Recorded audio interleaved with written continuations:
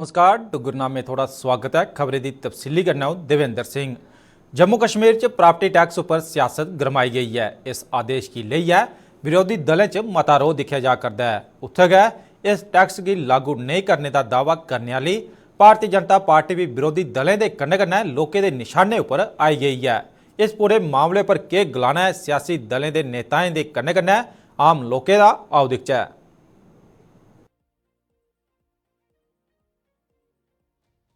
मुबारक है कि लोगों को नुकसान पहुंचाने में कहीं भी कोई कसर यहाँ पर नहीं छोड़ी और वन नेशन वन टैक्स पूरे हिंदुस्तान की रियासतों को इस यूटी में भी इन्होंने एक ही बराबर समानता के माध्यम से ये प्रहार यहाँ पे किया है। लेकिन जम्मू कश्मीर एक यूटी है और यहाँ पे कहीं पे भी रोज़गार नहीं। आप देख सकते हैं कि अनएम्प्लॉयमेंट चरम सीमा पे यहाँ पे है और यहाँ पे एलजी साहब ने कमिटमेंट पब्लिकली की थी कि कोई प्रॉपर्टी टैक्स नहीं लगेगा और वहीं पे जम्मू म्यूनसिपल कॉरपोरेशन ने भी पिछले सेशन में कहा था कि कोई प्रॉपर्टी टैक्स नहीं लगेगा। आखिर बिल्ली थैले से बाहर आ गई और भाजपा का असली चेहरा लोगों के सामने यहाँ पे आ गया। अब नोटबंदी हो, अब उसके बाद कोरोना के सिलसिले में हो, यहाँ के लोगों के पास कोई रोज़गार नहीं, कोई कोरोना के बाद इकनॉमिक पैकेज कहीं पे नहीं। हर लिहाज में लोगों के सामने बड़ी चुनौतियों का वो सामना कर रहे हैं। आर्थिक व्यवस्था बिल्कुल चरमरा सी गई है और अपनी इस ढंग से टैक्स टेरर क्रिएट करने वाली ये प्रशासन जो है वो सामने लगा, चाहे वो टोल प्लाजा के लिए टैक्सों की वसूली यहाँ पे हो। और मैं समझता हूँ कि ये भी एक गवर्नमेंट स्पॉन्सर्ड लूट यहाँ पे होगी कि लोगों के पास आमदन का जरिया कोई नहीं। आपकी सरकारों ने यहाँ पर 370 हटाने के बाद जो हम पर जुल्म पे जुल्म ढाए जा रहे हैं, आज एक जुल्म की कड़ी और उसमें जुड़ गई है। जो प्रॉपर्टी टैक्स लोगों ने अपने खून पसीने से जो प्रॉपर्टी बनाई थी, गवर्नमेंट ने उनके ऊपर कोई एहसान नहीं किया, ना ही कभी उनको मदद की है, उसके ऊपर भी टैक्स लगाया जा रहा है। म्यूनिसिपैलिटी ने तो आगे इतने टैक्स लगाए हुए हैं, हर काम पे, हर काज पे, हर मकान पे, हर घर से कलेक्शन होती है और आज इसके ऊपर एक और सितम लगा दिया। तो जम्मू कश्मीर की आवाम को ये नामंजूर है। और सबसे बड़ी बात है, पहले रोजगार दीजिए, काम दीजिए, टैक्स बाद की बात होती है। आज कितनी नौकरियां हमें मिल रही हैं, कितने कारोबार हमें मिल रहे हैं। जम्मू कश्मीर में इतने बड़े पैकेज आते हैं, ग्राउंड पे क्या हो रहा है, कितने लोगों को रोजगार दिया, कितने लोगों को काम पे लगाया, तो फिर उसके बावजूद भी ये टैक्स पे टैक्स। और मैं अपनी तरफ से और अपने लोगों की तरफ से ये कहना चाहता हूं कि ये जम्मू कश्मीर के लोगों को नामंजूर है। इसके ऊपर गवर्नमेंट को दोबारा सोचना पड़ेगा। हालात वैसे बनाइए, उसके बाद टैक्स लगाइए। 1 अप्रैल से प्रॉपर्टी टैक्स आ रहा है, ये तो आम लोगों का जीना ही मुहर्रम कर देगा और जनता को निचोड़ने वाली बात है। मैं अपील करता हूं एलजी साहब से और अपने झूठी गवर्नमेंट से कि ये जो चीज़ है इसको वापस लिया जाए और आम जनता को राहत दी जाए। नहीं तो होली सोली एक ही कारण बचता है इसका, आम जनता को रोड पे आना पड़ेगा और प्रोटेस्ट करना पड़ेगा, क्योंकि ये मेरा और आपका या इसका उसका मसला नहीं रहा। ये एक यूनानी मसला बन गया है, सारी कौम का मसला बन गया, पूरी स्टेट का मसला बन गया, पूरी यूटी का मसला बन गया। और इसके लिए हम सबको एक होके सड़कों पे आना पड़ेगा। अगर हमने आगे वाली अगर जो लाइफ है अच्छी निकालनी है, जब बच्चों का भविष्य संवारना है, तो हम सबको एक प्लेटफॉर्म पे आके रोड पे आना पड़ेगा। आगे ही जम्मू कश्मीर के लोगों में बहुत ही कामकाज की तंगी है और छोटे छोटे कमरों में लोग रह रहे हैं। यहाँ पे एक ऐसा बोर्ड बनाना चाहिए कि घर घर की इन्फेक्शन करनी चाहिए जाकर। एक एक मरले के अंदर लोग 10-10 भाई रह रहे हैं, एक एक मकान के अंदर रह रहे हैं। तो ये टैक्स जो है ये तो ख़त्म होना चाहिए, ये नहीं लगना चाहिए, क्योंकि जो बड़े बड़े मॉल हैं उनके ऊपर टैक्स लगे तो वो बात कुछ और है। गरीब आदमी के ऊपर आगे ही इतना बोझ पड़ा हुआ है। कामकाज की यहाँ पे कोई भी दशा ठीक नहीं है, काम तो रहा नहीं है जम्मू में। तो सरकार ने वादे तो बहुत किए थे लेकिन आज तक वो कोई पूरे नहीं हुए। लेकिन लोगों के ऊपर टैक्स के ऊपर टैक्स लगाती जा रही है। मैं इसलिए ये अपने एलजी साहब से ये गुजारिश करना चाहता हूँ, गरीब लोगों का ध्यान रखें। सर, आप बहुत अच्छे आदमी हैं और आपकी बहुत प्रशंसा सुनी है, गरीबों का भला करें। प्रॉपर्टी टैक्स के आदेश का जिला स्तर पर भी विरोध शुरू हो गया है। कांग्रेस पार्टी इस आदेश की लई सरकार के खिलाफ एकजुट हो गई है। कांग्रेस पार्टी के नेताएं आज जिला स्तर पर प्रेस कॉन्फ्रेंस करी है, सरकार के इस फैसले पर अपना पक्ष रखा। सरकार से यही सवाल पूछना चाहती हूँ कि ये सब चीजें आप क्या सोचकर, मुझे तो लगता है कि अडानी जी जो शेयर गिरा चुके हैं, मुझे तो लगता है जम्मू कश्मीर के लोग अब उनको ये भरपाई यहाँ से करने वाले हैं अडानी जी के नुकसान का। और जम्मू कश्मीर के लोग समझ क्यों नहीं रहे हैं। आज भी कई लोग कमेंट्स में ये लिखते हैं कि बहुत अच्छा हो रहा है, सभी लोग टैक्स पे करते हैं, हम कौन सा नया ये वो चीजें कर रहे हैं। तो जैसे हमारे पहले भी साथियों ने बताया कि आप बाहर की जो बड़ी सिटीज है उन लोगों की आप इनकम भी तो देखिए ना, हम लोगों की इनकम क्या है। आज भी हमारे यहाँ पर एक इंसान 4 और 5 हजार की कमाई के ऊपर जी रहा है, तो वो लोग टैक्स कहाँ से पे करेंगे। तो मैं ये कांग्रेस पार्टी हमेशा ये चीजों का विरोध करती है, जो लोगों के हित में चीजें नहीं कर रही है सरकार, और इसका विरोध हम शरेआम करते हैं। यह मांग करते हैं कि सरकार तुरंत अपने इस काले कानून व तानाशाही जो ऑर्डर निकाला है इसे वापस करे। मैं ये बता देना चाहता हूं कि सरकार को लोगों को मूलभूत सुविधाएं की मैं बात करूं, बिजली और पानी ये देने के लिए कुछ नहीं है। मैं उधमपुर की बात करूं, आप देखिए दिन में 6-6 घंटे के बिजली की कटौती की जा रही है, लेकिन बिजली के बिल में 18% टैक्स लगाया गया है। पानी हफ्ते में 4 दिन आता है, लेकिन उस पे भी टैक्स लगाया गया है। रोड पे टैक्स लगाया है, यहां तक कि खाने के आटे पे भी टैक्स लगा दिया गया है। मुझे लगता है कि सिर्फ अब लोगों को खाने के लिए तो बुरी हालत है, गरीब विरोधी सरकार है।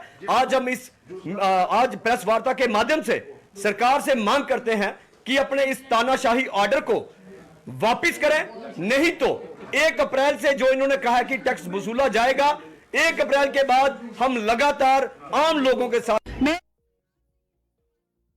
पिछले दिन आम आदमी पार्टी थमां दूर हो चुके अर्शदेव सिंह उंदी अज आखिरकार घर वापसी होई गई। अर्शदेव सिंह होरें अज दोबारा परतियै पैंथर पार्टी च शामिल होए, जिंदा उंदे सहयोगियां बड़े जोर शोर कन्नै स्वागत किया। आम आदमी पार्टी थमां दूर जाने के संबंध च पुछे जाने पर अर्शदेव सिंह होरें गलाया जे राष्ट्रीय स्तर के सियासी दलें गी प्रदेश सतर के मुद्दे कन्नै कोई लेना देना नहीं होंदा है, जिस करी उनेंगी सिर्फ राष्ट्र हित के मुद्दे की गै परवाह होंदी है। इयै वजह जे आम आदमी पार्टी थमां उनेंगी जेड़ा मेदां हियां ओह पूरियां उत्थे होंदियां नहीं लब्भा करदियां, इस करी उन्हें पैंथर पार्टी द्वारा ज्वाइन की है।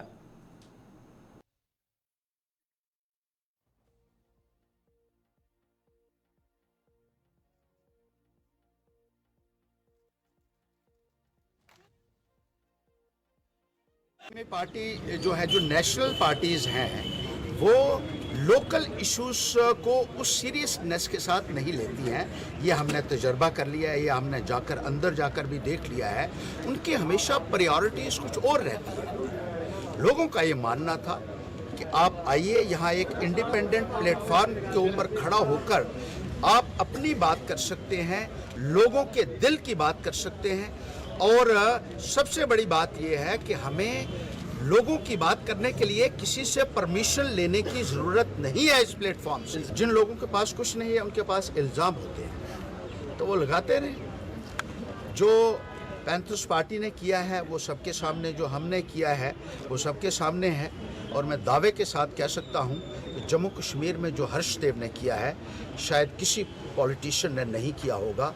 और आने वाले वक्त में भी लोगों को जिस तरीके से एक रहनुमाई की जरूरत है, वो पैंथर्स पार्टी ही देगी।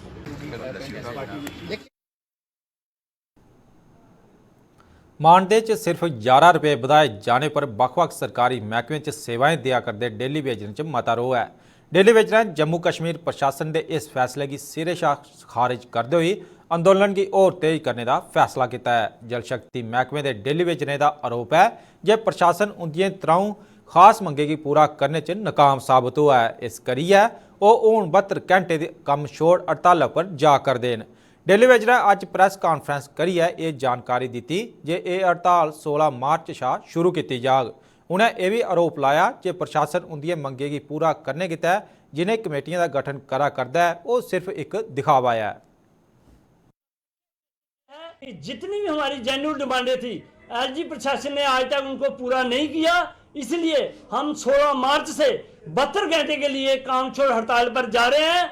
जो हमारी 3 मुख्य डिमांडें हैं, जिनमें रेगुलेशन पासी, SRO चोर्स के तहत और पेंडिंग बेजी हमारा जो 72 महीने का था, और इसके साथ हैजपा दिल्ली ड्यूटी के तहत जो मिनी वेज एक्ट हमें इम्प्लीमेंट किए जाए। टोटल कमेटियां हमें गुमराह करने के लिए गठित की गई। टोटल मीटिंगें हमें गुमराह करने के लिए की गई। हम इस चीज को सिरे से नकारते हैं। हमारे लिए अगर कोई रेगुलेशन पॉलिसी बनानी हो तो बड़ा से बड़ा 10 दिन का टाइम चाहिए। इन लोगों ने 9 महीने लगातार खा दिए, हमारे पूरी की पूरी जिंदगी खा दी हमें। आए दिन सरकारें चेंज होती रही मगर किसी भी सरकार ने आज तक सीरियस होके इन डेली वेजरों के हक में कोई काम फैसला नहीं लिया। तो हम उसको सिरे से नकारते हैं। 11 रुपए की हमारी कोई डिमांड नहीं थी। हमारी डिमांड रेगुलेशन पॉलिसी के लिए थी। जो डेली वेजरों के साथ एक बद्दा मजाक है, हम इसे सिरे से नकारते हैं। जम्मू च आम आदमी पार्टी के दफ्तरां दे बंद करने की लई है सोशल मीडिया पर चला करती खबरें की लई है अज आम आदमी पार्टी ने जम्मू च एक प्रैस कॉन्फ्रेंस की। मीडिया की संबोधित करते हुए पार्टी के प्रदेश प्रवक्ता जगदीप सिंह होरें सोशल मीडिया पर चला करती इन्हें खबरें की बेबुनियाद दसते हुए गलाया जे आम आदमी पार्टी का जम्मू दफ्तर बंद नहीं हुआ है, दफ्तर की गांधी नगर इलाके च शिफ्ट किया गया है। इस दौरान उन्हें सरकार की लई गलाया जे सरकार ने उन्हें पार्टियों के दफ्तर दिते हैं जिनका जमीनी सतह पर कोई वजूद नहीं है। जिसलै एक राष्ट्र पार्टी की जिसकी दौं रियासतें च सरकार है उस पार्टी की सरकार पास दफ्तर मुहैया नहीं करवाया जा करता है। गांधीनगर के जिस इलाके में था, दरअसल हमें समझना पड़ेगा किसी भी सियासी पार्टी के दफ्तर में नारेबाजी होती है, विरोध प्रदर्शन होते हैं, लिहाजा वो एक रिहायशी इलाका था और वहाँ की जो लोकेशन और वहाँ की जो हमारे पास स्पेस था वो इतना नहीं था। इसलिए हम एक नई जगह पर ऑफिस शिफ्ट करने जा रहे हैं और बहुत जल्द वो ऑफिस बनेगा। जो आज राष्ट्रीय स्तर की पार्टी है जिसकी 2 प्रदेशों में सरकार है, गुजरात के अंदर हमारे विधायक है, कुछ एक प्रदेशों में हमारे नुमाइंदे जो हैं वो नगर निगम में बैठे हुए हैं, उस पार्टी को सरकारी कार्यालय ना मुहैया करवाकर अपनी पार्टी जैसी पार्टी को गांधीनगर के पाश इलाका जो है वहाँ पर दफ्तर मुहैया करवाया जाता है जिसका जनाधार जग विदित है, दुनिया जानती है। इसके अलावा हमारे सुनने में तो सीपीआई जैसी पार्टी जिसका यहाँ पर राजनीतिक वजूद जो है वो मुझे नहीं लगता उसके ऊपर मुझे कुछ कहने की जरूरत है। अल्पसंख्यक मोर्चा की रायपुर च होई राष्ट्रीय कार्यकारिणी च लैते गए फैसले की जमीनी सतह पर लागू करने की मुहिम शुरू हो चुकी है। जम्मू च अज अल्पसंख्यक मोर्चा की प्रदेश कार्यकारिणी की मीटिंग हुई जिस मोर्चा के प्रदेश अध्यक्ष रणजीत सिंह होरें अपने सहयोगियों के गन्नै रायपुर कार्यकारिणी उपर चर्चा की। उन्हें गलाया जे अल्पसंख्यक मोर्चा के भविख के कार्यक्रमों उपर भी अज चर्चा की गई है तो मोर्चा के सबने मैंबरें शाह इस बारे च तैयार रहने की गलाया गया है कि हमें जो आगे प्रोग्राम देने हैं या जो कुछ हमने किया है वो मैंने सब कुछ, अगर आपने सुना होगा तो जो भी हमारे प्रोग्राम्स हुए हैं उनका विस्तार से मैंने वर्णन किया है। और उसके बीच हमारी एक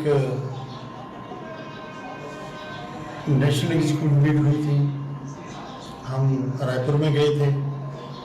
वहाँ से जो कुछ हमें सीखने को मिला या हमें जो वहाँ से डायरेक्शन मिली वो भी हम अपने स्टेट के लोगों तक पहुँचाते हैं।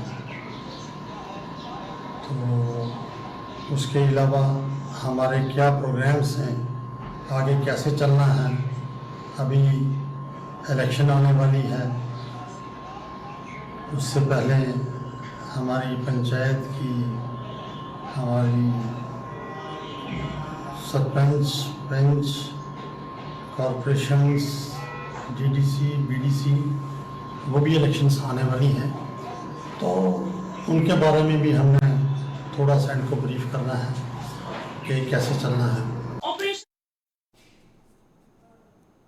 एक समा जिसलै देहाती इलाके च खूहें का पानी का मुख स्रोत हुआ करता है, लेकिन बदलते समय च पाइपें के जरिए लोगों के घर च पानी पुज्जने करी हूँ खूह अनदिखी का शिकार हुआ करते हैं, जिसके कारण उनका वजूद मिटने की कगार पर पुज्ज चुके है। ब्लाक मठ के लोगों सरकार शाह इन्हें खूहें की बचाने की मांग की है। इन्हें लोगों के मुताबिक आए दिन जल शक्ति महकमे की पानी की सप्लाई प्रभावित होती है, जिस करी लोगों की पानी कितै भटकना पौंदा है। जेकर ग्रां च इन्हें खूहें का बचाव होंदा है तो लोगों की पानी कितै भटकना नहीं पौग।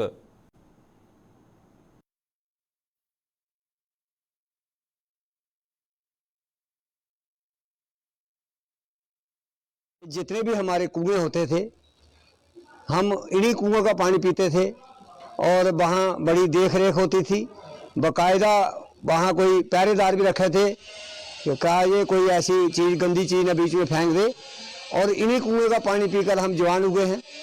आज हम देखते हैं ये कुएं की हालत, कुछ तो कुएं बंद हो गए हैं, कुछ पर वो जंगले लगाकर उनको बंद कर दिया गया है। बाकी यही कुदरत की एक देन है। ये कुएं जब कोई ना था, यहाँ तालाब और कुएं होते थे और गवर्नमेंट भी उस पर काफ़ी ध्यान देती थी। आज ये हालत हो गई है कि ग्राउंड वाटर वाले तो देखते तक नहीं है, वो हैंड पंप ही हैं तो वो रिपेयर करा देते हैं और इनका कोई ध्यान नहीं दे रहा है। मैं ये गवर्नमेंट से दरख्वास्त करूँगा कि इन कुओं का दोबारा से देख रहे हो ताकि पानी लेवल हमारा बढ़े। कुएं हमारे लिए बहुत ज़रूरी थे। पहले तो कुएं से ही पानी पीते थे, हम छोटे थे इधर से ही पानी निकालते थे, इधर से ही पीते थे, तो इधर से ही था हमारा चलता था। गवर्नमेंट इधर कुछ इनका ध्यान ही दे रही है, कुओं का ध्यान ही दे रही है। अब मैं चाहता हूँ कि कम से कम इनको देखभाल करें। जैसे पीएचई की सप्लाई बंद हो जाती है, कम से कम लोग इधर से पानी ले सकते हैं, पी सकते हैं। पहले भी लोग इधर से ही पीते थे, आजकल भी इधर से पियेंगे। तो कम से कम मैं चाहता हूँ गवर्नमेंट को इसका थोड़ा ध्यान दे दे बस। कठुआ पुलिस ने लोकें थमां जिले च बधा करदे नशे के कारोबार उपर नज़र रखने की अपील की है। जिले के SSP शिवदीप सिंह होरें गलाया जे इस समाजिक बुराई की रोकथाम गित्तै पुलिस ते अपना फर्ज निभा गै करदी है, कन्नै गै आम लोग भी आंढ गुआंढ च नज़र रखियै नशा तस्करें की जानकारी पुलिस की दे सकते हैं, जिस दे जरिए एक हेल्पलाइन नंबर भी जारी किया गया है। SSP होरें गलाया जे समाज की नशे थमां बचाने गित्तै लोकें दा अग्गे होना जरूरी है। इस दौरान उत्थे नशे के बारे च लोकें गी जागरूक करने गित्तै एक रैली भी कड्ढी गई।